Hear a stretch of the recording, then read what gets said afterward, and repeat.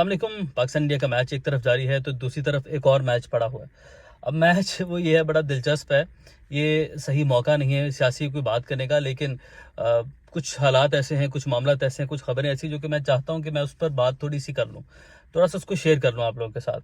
अच्छा, एक कंट्रोवर्सीज का ज़माना चल रहा है इस वक्त पूरे मुल्क में, और अभी हर कोई इसी जो है कश्मकश में है कि इंतखाबात होंगे या नहीं होंगे, क्या मामलात होंगे, मुल्क कैसे आगे बढ़ेगा, माशी हालात का क्या बनेगा।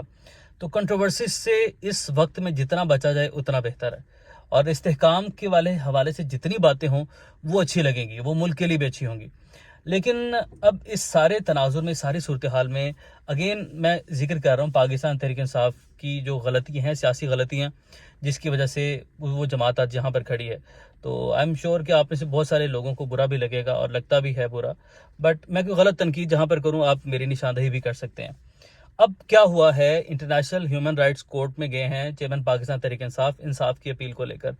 तो इमरान खान ने वहाँ पर इंसाफ के लिए दरवाज़ा खटखटाया।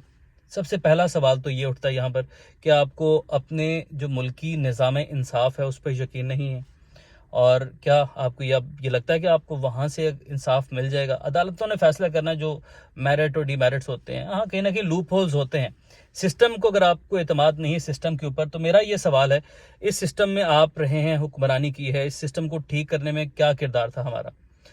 एक तो ये नुकता है मेरा एक सवाल। दूसरा सवाल सबसे अहम और जो तशवीशनाक बात है, मैं कोई रिलीजियस कार्ड और इन सब चीज़ों के मैं तो सख्त खिलाफ हूँ, लेकिन समहाउ ये बात अब सवाल तो उठा है, मुखालफिन ने ये सवाल उठाया है कि आपने जिस शख्स को ये मुकदमा लड़ने के लिए चुना है तो क्या वो आपके इंतखाब ठीक है।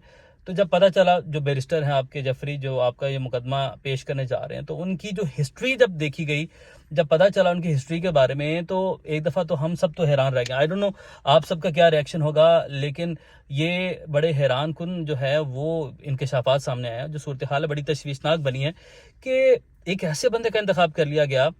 चले एंटी आर्मी तो वो है ही हैं, और जिस तरीके से आपको पता है कि आपकी फ़ौज के बारे में वो बंदा क्या नज़रियात रखता है, लेकिन जो हमारा सबसे मुकद्दस जो एक रिश्ता है, हमारा जो अकीदा है, उसने उस बंदे को, सलमान रुश्दी को भी रिप्रेजेंट किया हुआ है।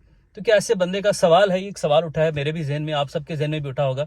इस सारे सिनेरियो में, सारे तनाजुर में एक ऐसे बंदे का इंतखाब क्या दुरुस्त फैसला है आपका? तो ये बहुत सारे सवालात हैं, इस फैसले ने भी उठा दिए, और बज़ाहिर मुझे तो लगता है कि आपने जो सियासी गलतियां की हैं जिसकी वजह से जमात का ये हाल है, उस गलती के अंदर एक और गलती का इजाफा जो है वो मुझे महसूस होता है। बाकी आप लोग क्या राय रखते हैं, आप लोग क्या सोचते हैं इस हवाले से, आप भी अपनी राय ज़रूर शेयर कीजिएगा।